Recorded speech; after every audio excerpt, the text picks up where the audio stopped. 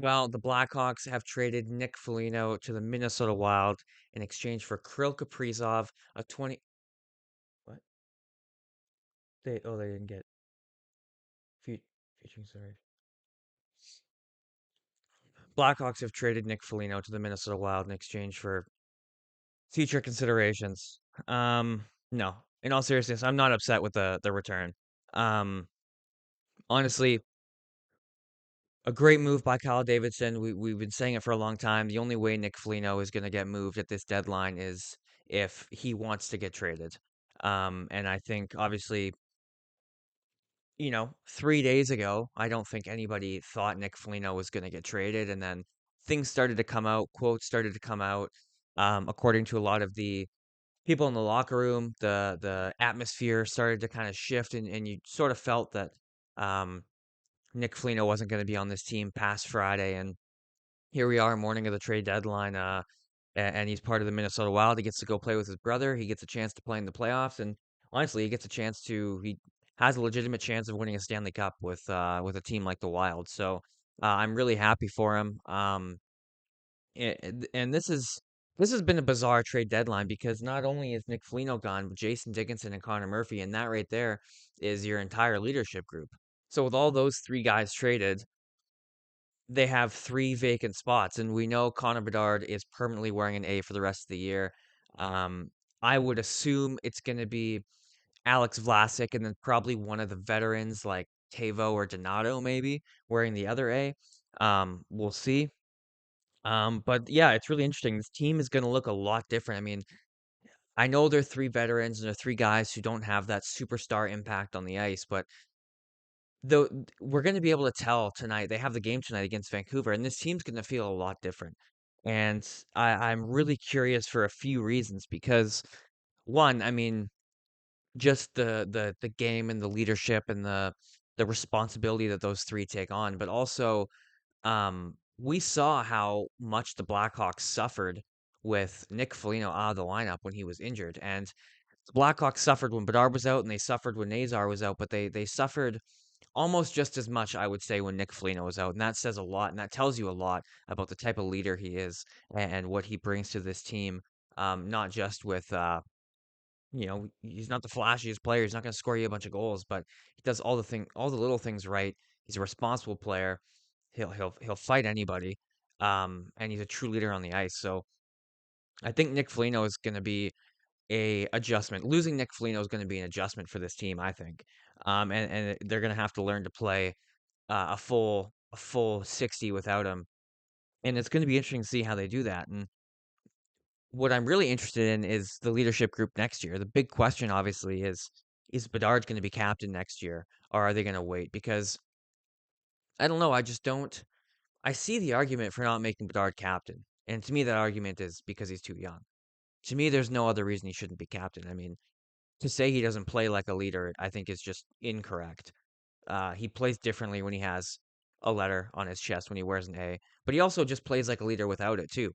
It just more so comes out, I think, when he has that A on his jersey. And I think from all I've gathered watching him play and seeing interviews and whatnot, I mean, I think he would welcome the C, and I think he would thrive with it. I think he'd be a great captain. So for me, it's I don't think you give it to anyone else. If you do, if they have to give it to somebody else, I think the only other correct answer is Alex Vlasic. So we'll see what they do. Do they do it this offseason or do they wait? Because if they want to give it to Bedard and he's 20 years old, maybe they wait till next year till he's 21. Maybe they wait till he's 22. I don't know because he's still really young. And, you just had Jonathan Taves come out earlier in the year on a podcast and say the Hawks gave it to him way too young and it was unfair. So, um, we'll see, but I'm also curious to see just who naturally steps up now. I mean, now you have no captain.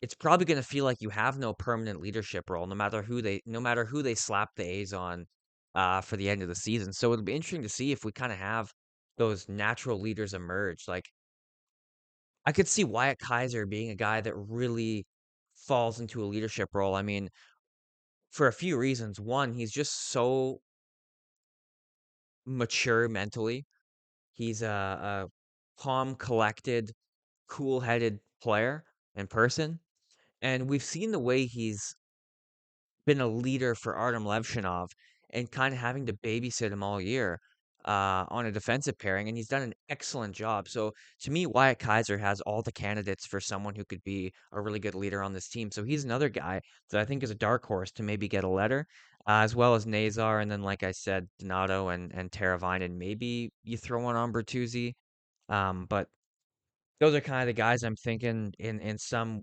way or order are going to have letters going forward. But I'm really curious to see how this team plays without him and who naturally steps up. But I mean, first of all, I think it's just a class act by Kyle Davidson, this trade.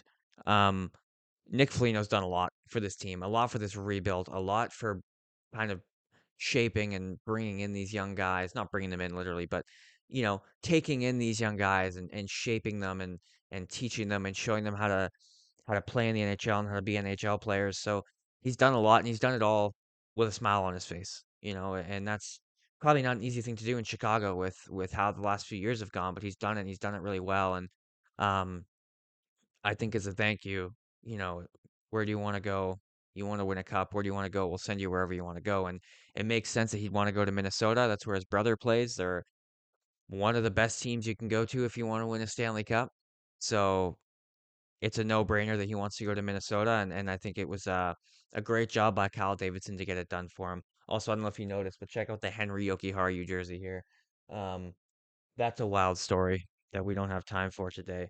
Yeah, let me know what you guys think about this trade in the comments. I took to Twitter um, after this trade happened, and I asked people's opinions. What are people's thoughts on the trade? And we had a response from Tony. He said Kyle is a class act, and I definitely agree. It's a great move by Kyle. There's a lot of hate out there for Kyle Davidson, and I'm one of those people who I think he's doing a good job. I believe in the plan, and I'm going to reserve my judgment for when the guys that he has drafted are here and are developed, and then we'll see what we'll have. And if we're not a good team, then he didn't do a good job. But as of right now, I got no reason to think he's not doing a good job.